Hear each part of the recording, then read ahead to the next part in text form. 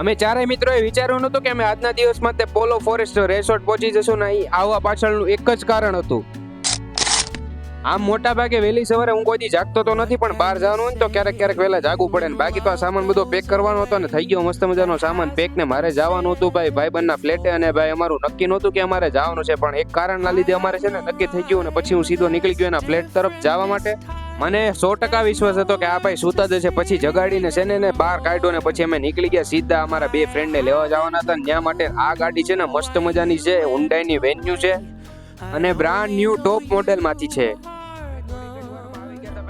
બંને ભાઈબંધને લેવા માટે આવી ગયા સીધા નાસ્તો કરવા અને આ ગાડી મને ભાઈ એટલી કમ્ફર્ટેબલ લાગી ને કે અમે 4 જણા બેઠા ને હાવ કમ્ફર્ટેબલ બેઠા અને ગાડીનું ટોપ મોડેલ છે ને ભાઈ અમને આમાં કઈ કમ્ફર્ટેબલ મળ્યું છે બે હદ અને આનું એસી કુલિંગ થી માંડીને એવરેજ બધી વસ્તુ સારી છે. પછી એમાં નજારા લેતા સીધા અમે નીકળી ગયા અમારા રિસોર્ટની સાઈડ. રસ્તામાં એક મસ્ત મજાનો નજારો જોવા મળી ગયો એટલા માટે અમે ઘડે કઈ ઊભા રહી ગયા હતા ફોટોગ્રાફી ને વિડીયોગ્રાફી કરવા. બાકી અમારે આવવાનું તો કઈ નક્કી જ નહોતું, પણ એક કારણના લીધે અમે અહીંયા પહોંચી શક્યા છીએ.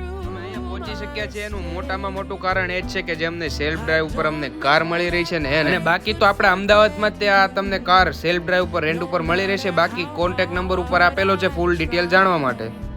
હવે અહીંયા સુધી આપણે ધક્કો તો ખાધો છે ભાઈ ગાડી લઈને આવ્યા પછી તો આપણે છે ને ભાઈ થોડીક વખત મોજ મસ્તી કરીને બાકી તો છે ને આઈડી તમને ઇન્સ્ટાગ્રામની નીચે કેપ્શનમાં આપી દઉં છું, તમે જાતા ફોલો કરતા જજો.